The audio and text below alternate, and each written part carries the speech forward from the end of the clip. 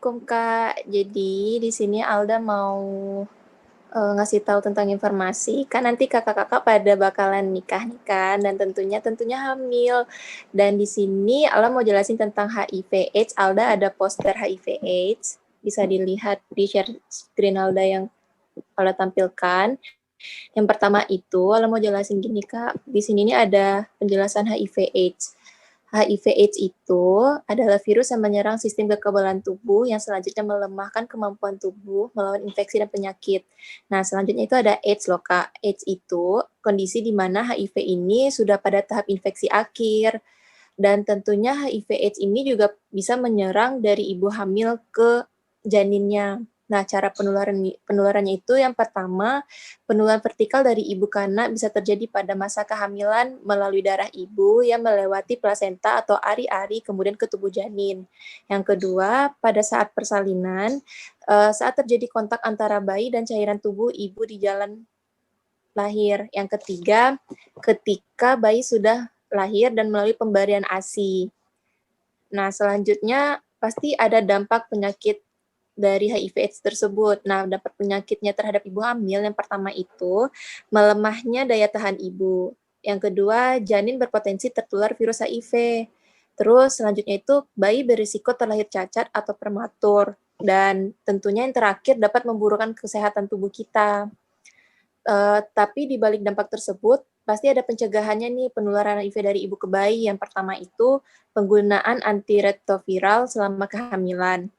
Selanjut memakai itu, kakak bisa memakai penggunaan antiretroviral saat persalinan dari bayi yang baru dilahirkan. Dan juga penggunaan obstetrik selama persalinan. Dan yang terakhir, bagaimana cara kakak penata laksana selama menyusui sesuai pedoman yang dianjurkan oleh bidan atau dokter yang kakak konsultasikan. Terus selanjutnya ada Alda mau jelasin nih apa aja peran pemerintah dan swasta dalam pencegahan.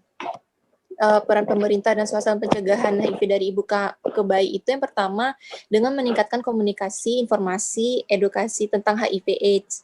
Yang kedua, pemerintah telah membentuk program PMTCT atau Prevention of Mother in Child HIV Transmission. Lalu yang ketiga, pemerintah bahkan swasta telah membentuk program penanggulangan layanan PCT. Terus yang selanjutnya itu ada pemerintah telah melakukan pengobatan orang dengan HIV/AIDS itu tuh melalui lembaga-lembaga yang ada. Dan juga yang kelima tuh ada pelatihan peer education atau pendidikan sebaya. Dan yang terakhir kampanye anti stigma dan diskriminasi ODA yang sekarang ini sering terjadi yang sering dibikin oleh pemerintah. Mungkin itu aja Kak. Kira-kira kakak-kakak pada ngerti nggak sih?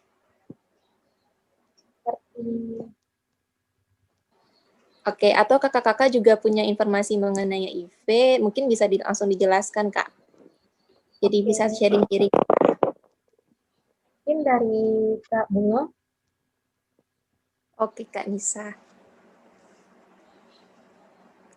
Oke, kalau dari kakak itu ada, kakak juga bikin poster nih tentang HIV/AIDS pada remaja. Mungkin Alda yang masih remaja bisa banget nih mengetahui informasi ini dari poster kakak. Di sini kakak mau ngejelasin yang pertama untuk apa itu HIV dan AIDS juga mungkin udah ada di poster Alda ya. Mungkin untuk dampaknya sendiri itu ada tuberkulosis, toxoplasmosis, cryptoporidiasis, Stimogela virus, candidiasis, limfoma, pneumonia kronis, sindrom wasting pada AIDS, herpes simplex, dan Cryptococcus meningitis.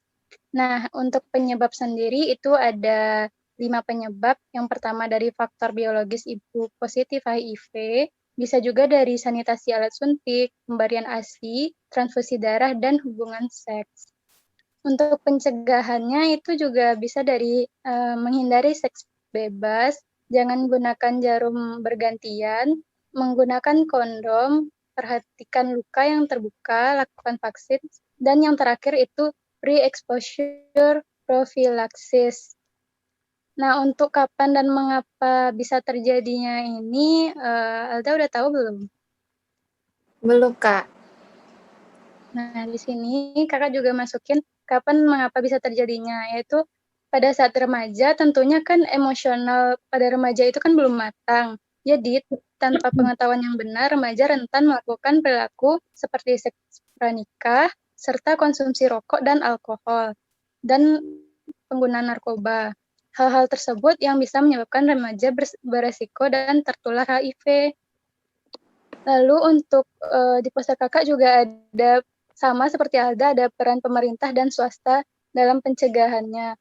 Kurang lebih sama, yaitu ada membuat kebijakan tentang pencegahan dan penularan HIV, melakukan pengawasan terhadap pencegahan penyakit HIV atau AIDS, meningkatkan peran antar sektor untuk menekan angka HIV atau AIDS, dan yang terakhir menyediakan pelayanan bagi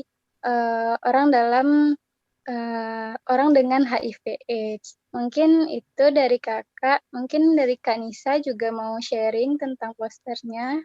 Boleh, sebentar ya kakak mau di-share dulu posternya.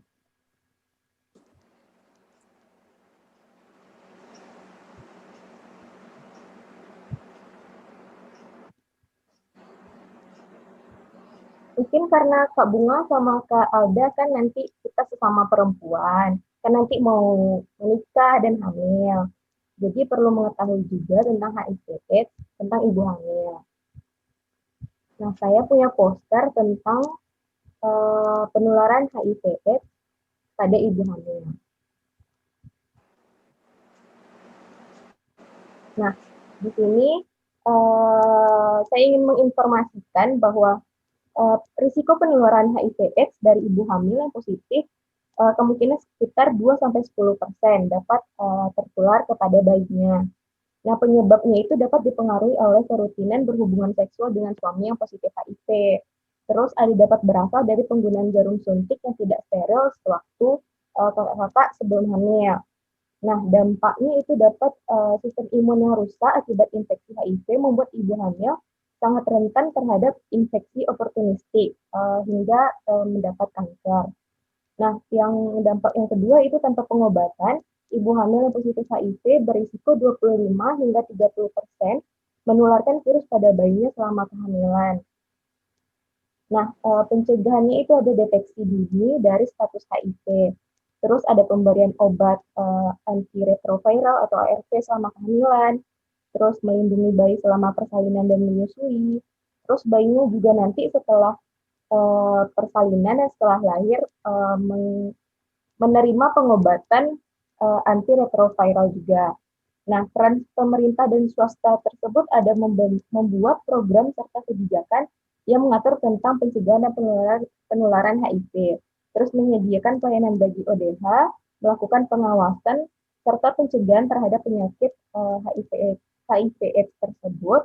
Terus ada meningkatkan peran antar sektor untuk menekankan angka HIV/AIDS. Nah, mungkin sekian dari poster saya. Bisa kakak lihat juga mungkin posternya. Mungkin kalau bisa kurang jelas nanti bisa lihat dari IG saya aja. Mungkin sekian dari saya. Oke, makasih ya kakak-kakak semua. Mungkin sharing-hearing kita kali ini lewat online ya Kak, lewat Zoom. Dan mungkin besok ketika COVID telah selesai, kita bisa ketemu, berkumpul di rumah. Iya. Dan